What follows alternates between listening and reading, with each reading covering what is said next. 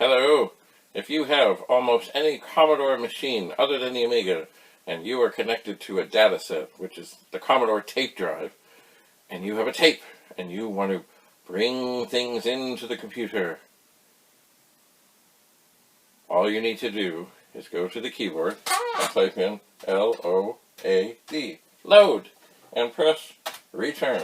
And it will say, press play on some machines it might say tape 1. On most it will just say press play on tape.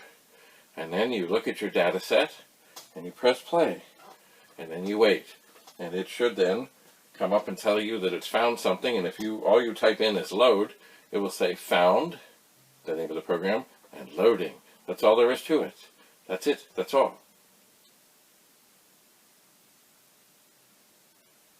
So now I'm going to carry on with the story of why I told you that in that short little video.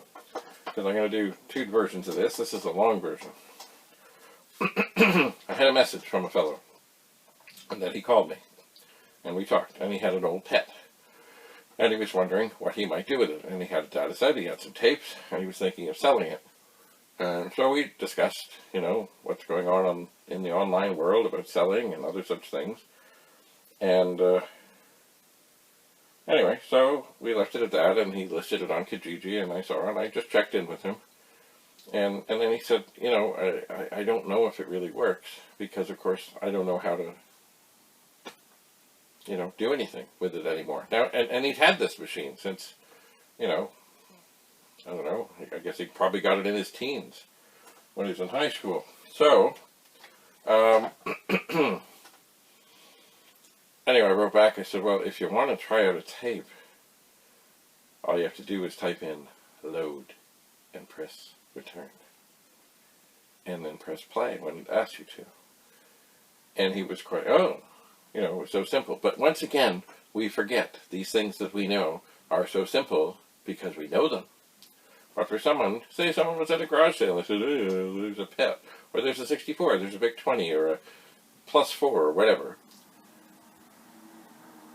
They don't know. They're like, wow, a vintage computer, cool. And then they bring it home and they don't know what to do. Maybe it's got a disk drive, maybe it's got a tape drive, maybe that's nothing. Who knows what they might find in the box underneath the table of, somebody who's selling this thing off. So once in a while, we must remember, we who've been around a long time have been around a long time. And people who have not been around a long time are brand new. And they know nothing. Like, here on the side of the Commodore 64 is the power switch. This is where you plug in the power. There's the joystick ports on the side, the cartridge port, the user port, the video port, the disk drive, the RF modulator, which, of course, who uses that? But it's there. Some people think because it's an RCA thing, and I've heard of this before, it's an RCA thing, they put an RCA thing, they put it in the back of an RCA something, which is a composite, of course, and that's not a composite output, and they think, it doesn't work. Well, that's not the case. Anyway, what am I saying? What I'm saying is we must remember there are brand new, even this day, there is somebody out there brand new who just picked up something and knows nothing. And that is why I've started to make these short, quick little videos. Good news on the fellow with the pet I was telling you about, who didn't know how to load things. After he tested some things out and loaded some things up, he's decided to keep his machine and take many a trip down memory lane and go through some of the tape. Who knows? Maybe he'll look for more tapes. Maybe he'll look for a disk drive. Who knows? But he's back in the world of Commodore. Thanks to 4 little letters.